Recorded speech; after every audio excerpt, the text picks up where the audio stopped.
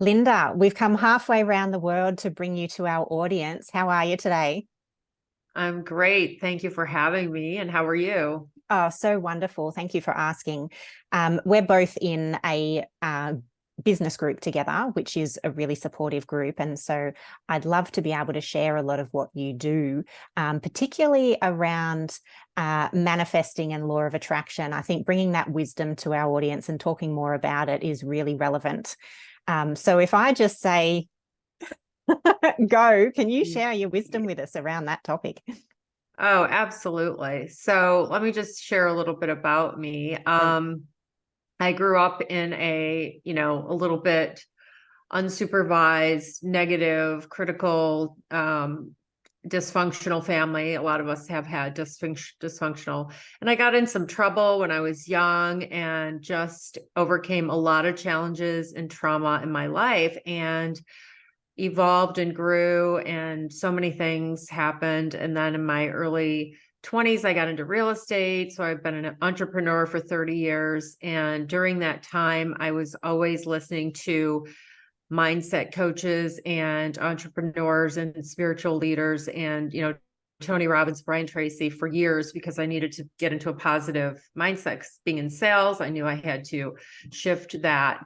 And then in 2017, I started hiring coaches, and they were all spiritual coaches. So I've been studying and reading the books and following all of the, spiritual leaders for quite a while. And let's see. And then I changed my whole life last year and sold my home and relocated across the country with my rescue dog. But there's just a lot of details I'm leaving out. But ultimately, I started a coaching business last year. Linda Brand Coach is the website. And I started the podcast Empowered. And again, like you said, we did meet through a powerful women networking business group and a lot of powerful women. But so you asked about law of attraction, energy, and all of that. And the law of attraction is always on. So we're always manifesting. And whatever you're experiencing, you create it. This is my belief. And we create our realities through our thoughts, through our actions, our beliefs, and we're powerful beings, and we can change. We can change our thoughts. We can choose new beliefs, and it all works. I have several books, and Gabby Bernstein is one of my favorite mentors and spiritual leaders. Do you follow her? I do, yes. Yeah. So I have all of Gabby's books. I have all of her decks of cards, and I sometimes journal the 4 questions every morning where it's, how do I want to feel today? Who do I want to be today? What do I want to receive today? What do I want to give today? Those are 4 powerful questions to set intentions, journaling every morning. And we get to decide who we want to be every single day. And every single day is a gift. So I started gratitude practices back over 11 years ago, and I was very ill, and we don't have to get all into that, but I dealt with a very debilitating illness for almost 4 years. And I did everything in my power, spiritual, herbal, medicinal, everything I could do. But that was really the beginning of my spiritual awakening. And I didn't realize it at the time, but it usually is something that is perceived to be negative that ends up being a blessing. Very true. Yes. I mean, I often say that as well, that the hardest challenges in our lives are often our biggest chance to make a transformation. And they can come in the form of an illness, or they can come in the form of some kind of legal battle with your family, or business. Going into business is one of the biggest personal growth challenges as well. So I really love that. And I mean, talking about always manifesting, there's science around this as well, isn't there? That our brain, with the cognitive bias that we have, has certain beliefs. And so we actually look for out in the world for what we believe in rather than actually what is in front of us. And so what our beliefs filter out reality and only give us what we're actually filtering to believe, which is in some way confronting for people, isn't it, to know that we're actually powerful enough to change our own reality. Oh yeah, it's incredible. And truthfully, we all from age 0 to 7 have been programmed almost like a computer or a robot to have certain beliefs through our parents or whoever raised us, the experiences, the energies we were around. And so that gets into the subconscious. And then, they say, and I believe this, that 95% of everything you do is your subconscious. So these are programs that are running, these are limiting beliefs and things that, some people don't even know are there, but once you become aware, which is number one, becoming aware, become the observer of your life, notice what's happening, and you can change it. You absolutely can. And first and foremost is becoming aware that there is an issue, and that, whether it's self-worth, limiting beliefs around your own value. I had a lot of that. Women especially, we often, have these like shame and guilt, and, we're programmed to be a certain way and, not speak up and be our authentic selves. And so that's huge. There's so many different, facets to this whole thing, this growing and evolving and manifesting. It's honoring yourself. It's knowing your worth. There's so many things here that, help in, the people pleasing. I'm a recovering people pleaser and codependent and all of that, right? And moving your body and exercising and taking care of yourself. These are all connected to what you're going to create in your reality and manifest in your life. It's all connected. And so true what you said, particularly for women, around having beliefs about low value and low self-worth. And then when we go into some kind of challenge, we don't think that we're worthy to ask for what we want. And so if we talk for real estate, for example, trying to sell a property and the perfect purchaser disappears, or you enter into a contract and it falls over, or you've got tenancy issues, and you don't enforce your rights as a landlord, or if you're a tenant, you get walked over. So, all these things come back to our value and worth that we believe in, doesn't it? Yeah, absolutely. And I mean, some women are good around money and some are not, and some are, like I had to heal a lot of money stuff because I grew up in a home where, my dad grew up in the Depression, and even though they had money, he had fear and lack around money. And so like today I had coffee with a potential business partner, and this guy has such a good relationship with money. He takes risks, he plays with money, he makes money here or there, he has multiple income, he's not afraid. His wife, she's like, whoa, what are you doing? But he's like got this great relationship with money, and we all have a relationship with money. And I've been healing mine because I grew up in a house where there was just a lot of scarcity around it, even though they had it. And so to me, you can have all this money, and if you still have fear and lack, you're still in fear and lack. It's like, and for me also, health is gigantic priority because of that, what happened to me. And so it's always like in my calendar, I will always schedule things around my exercise and all of that because it's such a giant value and priority in my life. But anyway, so as far as the money, like, yeah, we all have a relationship with money. And I think it's like you don't go to the gym once and you're fit. You don't brush your teeth once and your teeth are clean for a week. You have to do it daily. So I feel this is an action with whether it's money mindset or just your self-worth. You need to constantly be feeding your mind positivity, reading things, affirmations. There's so many things you can do, right? And that's why we're in that group where we can like feed each other and lift each other. And that's so powerful. Yeah, very.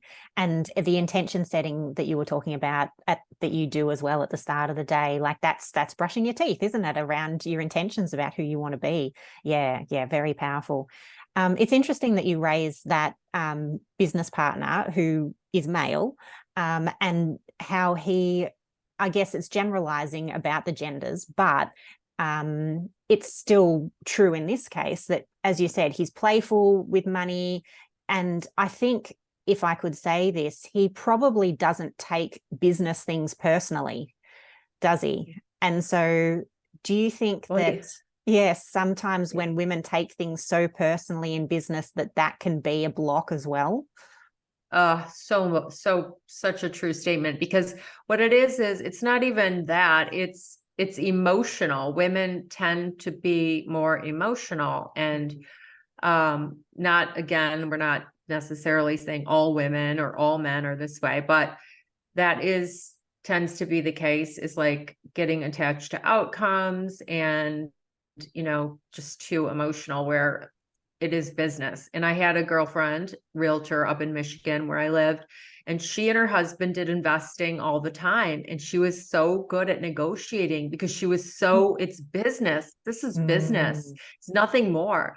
But when you are selling a person's home, there's so much emotion, like, oh my God, I raised my kids here. It's like they're so connected. It's not like this is a business transaction, this is how much it's worth. Oh, but we did this to the house and this to that. It's like, no, it's the market value. It doesn't matter what you pay, what you paid into it, what you've done to it. But anyway, Yeah. yeah, for sure. He just happens to have, I noticed, because I'm so aware of the money stuff, that I just noticed that he's so relaxed around money. Like, he knows it's infinite and you can make more money. He doesn't have this like clinginess around it, Mm. Mm-hmm. Mm. And so you started talking a little bit about some steps around energetics and law of attraction. And Oh one of yeah. them, the first being to become aware, and that's becoming aware, isn't it, of some of the fundamental beliefs that we have, but also being aware of the emotions that we have in the moment as well. Given that as women, we're probably got more emotions going on. So if Mm. if we are aware, and we've at least achieved that point, what's next? It's choosing new beliefs. It's starting to, notice the limiting beliefs, and how is that serving you, and what kind of results are you getting with these beliefs, and then what would be a better feeling belief, better feeling thought. There's so many books on this. Mm. And, when we do the same action and get the same results, that's, you've got to do something different to get a different result, right? So Yeah. it's becoming aware, it's writing them down, writing down the beliefs, and then writing down your new beliefs. Mm. And noticing your thoughts and paying attention, because that's huge in manifesting in everything. Because, I used to have, I would like have a negative thought and then I'd bump into something, or I'd have a negative thought and I'd spill something. It's literally like the universe telling me, no, don't think that way. Mm-hmm. And I'm telling you, this is what's happened. But yeah, start watching, listening to podcasts that are powerful and positive, Mm-hmm. reading books. If you, go to the library, there's so many powerful books. The Gabby Bernstein books, her book, Super Attractor, is great. Wayne Dyer, who is amazing. The Power of Intention, his book. Louise Hay, Love Yourself, Heal Your Life. Super Mm. powerful. That was one of my first amazing books. Mm. And she's all about affirmations and loving yourself, because we're all our worst critics. We're all our worst critics. So the minute you want to be shaming on yourself or upset with yourself, guilt, whatever, that's when you need to be most compassionate to Mm. yourself. Mm. Mm. I'm coaching this one neighbor friend. She is raising her 3 grandchildren. She's works a full-time job, and she was having guilt around falling asleep in the morning for 30 minutes after they went to school. And her doctor even said, what's wrong with taking a nap? And I said that. She goes, well, I have guilt. I said, why?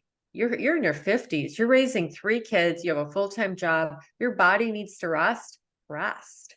Mm. You should not have guilt. And so I'm helping her with a lot of things. And she's giving those kids a great, I mean, they could be in foster homes. I mean, she's Yeah. doing so good by them, and they have a great life. And so, yeah, it's all interesting.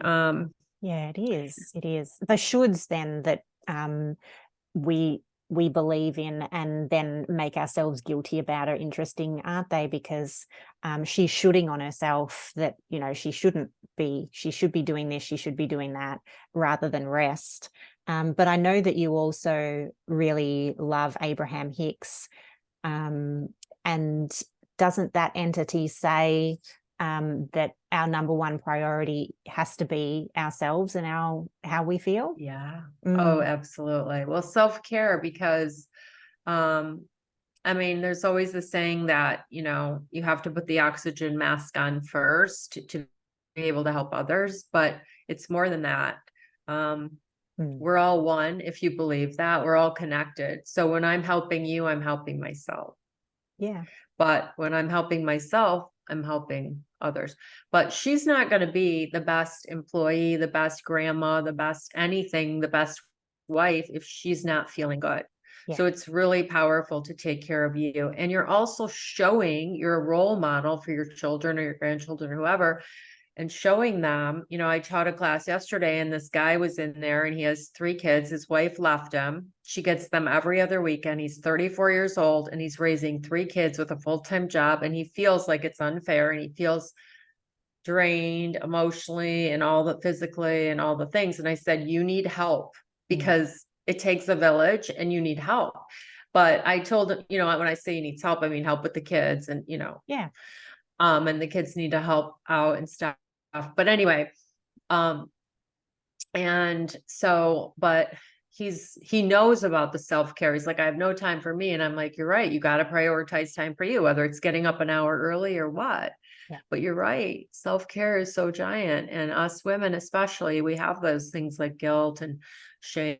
And that's all a program, because we're always taught to like serve everyone else and do for everybody else and feed everybody else. And it took me a long time to to learn all the things. I remember the first coach that I hired in 2017, and she was like, we were on a group phone call, and I don't think it was me. Somebody else was talking a lot, and she was like, "Oh, I'm so sorry. I'm taking up so much time." And she's like, "Never apologize again." She like told her, "Do not apologize. Like, you're allowed to talk, take Yeah. up space, take up time."